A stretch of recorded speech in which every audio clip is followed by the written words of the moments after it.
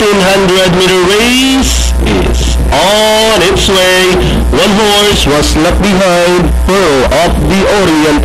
Back to the leader, Orthodox takes up the running. Then running on the outside, Chanel Koto. In between runners, Musashi. Blasher is racing in fourth. Then next in line is runner number 6, Par Excellence, and a long way back to Pearl of the Orient as they round towards the 600.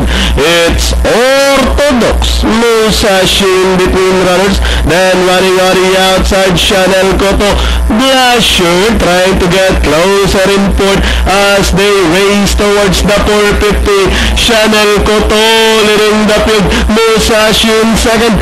Blasher now rushing upon the outside, improving, catching the second spot as they swing for home. Chanel Koto just in front.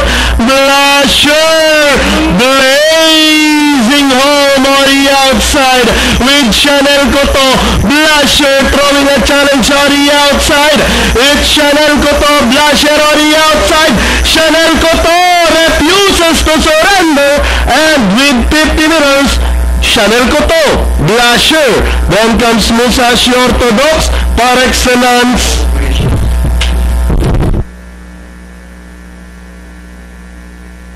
With number 4, Chanel